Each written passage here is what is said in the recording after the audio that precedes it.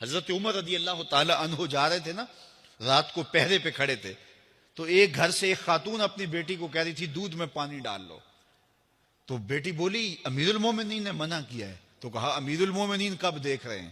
تو بیٹی بولی امیر المومنین نہیں دیکھ رہے، ان کا رب تو دیکھ رہا ہے۔ حضرت عمر دروازے پہ نشان لگایا تو آ گئے، دن کے اجالے میں پھر اس گھر کے دروازے پہ گئے اور صاحب خانہ سے کہا کہ اپنی بیٹی کا رشتہ میرے بیٹے کے لیے دے دو۔ امیر المومنین سوالی بن کے کھڑا ہے اس گھر میں، کہا اس بیٹی کا رشتہ مجھے دے دو۔ ان کو اور کیا چاہیے تھا؟ امیر المومنین کے بیٹے کے لیے رشتہ قبول کر لیا گیا۔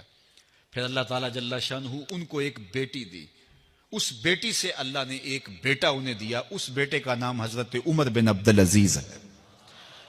تو جب مائیں اللہ سے ڈرنے والی ہوں، تنہائی میں ڈرنے والی ہوں، تو پھر اولادیں ایسی ہوتی ہیں۔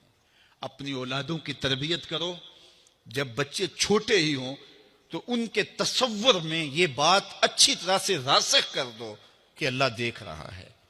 پھر وہ کبھی رشوت نہیں لیں گے کہ اللہ دیکھ رہا ہے، اور وہ کبھی خیانت نہیں کریں گے کہ اللہ دیکھ رہا ہے، وہ کبھی ملک کے راز کو نہیں بیچیں گے کہ اللہ دیکھ رہا ہے، وہ جو ہے وہ بد نگاہی نہیں کریں گے کہ اللہ دیکھ رہا ہے۔ جہاں کوئی کیمرہ نہیں پہنچتا، جہاں سیکورٹی نہیں پہنچتی، جہاں کوئی ایجنسی نہیں پہنچتی، وہاں یہ عقیدہ پہنچتا ہے کہ میرا اللہ مجھے دیکھ رہا ہے۔ تو یقین کی یہ دولت زندگی کا نور ہے، زندگی کا جمال ہے، اور ماہ سیام میں اللہ تعالیٰ اس عقیدے کو روحوں میں اتار دیتا ہے اور باطن میں جذب کر دیتا ہے۔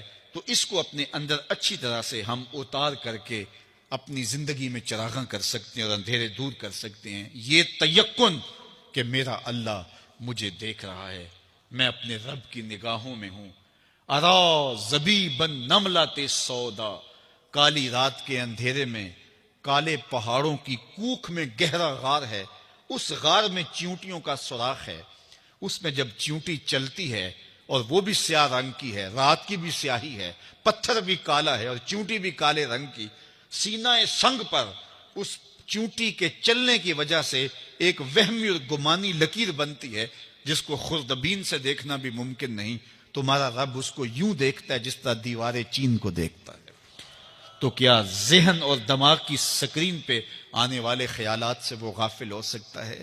کیا وسوسوں سے وہ غافل ہو سکتا ہے؟ تو آئیے اس یقین اور اس تیقن میں جینے کا گر سیکھیے۔ دیکھیے زندگی کتنی نور علی نور ہو جائے گی کہ میرا اللہ مجھے دیکھ رہا ہے، میرا اللہ مجھے ملاحظہ کر رہا ہے، میں اس کی نظروں سے، اس کی نگاہوں سے پوشیدہ نہیں۔ تو یہ عقیدہ ماہ سیام میں ہمیں نصیب ہوتا ہے۔ اور اگر ہم نے ماہ سیام کے دامن سے یہ سب کچھ نہیں سیکھا اور پورا مہینہ بھوک کاٹی، پیاس کاٹی اور مہینہ گزار دیا، اور عید کے دن وہیں کھڑے تھے جو ہم 29 شعبان کو جہاں کھڑے تھے، تو پھر ہم نے رمضان کی برکت کیا پائی؟ میرے حضور نے ممبر کی تینوں سیڑھیوں پہ قدم رکھتے ہوئے آمین آمین پکارا تھا، تو صحابہ نے پوچھا حضور یہ عجیب ماجرا ہم نے دیکھا ہے،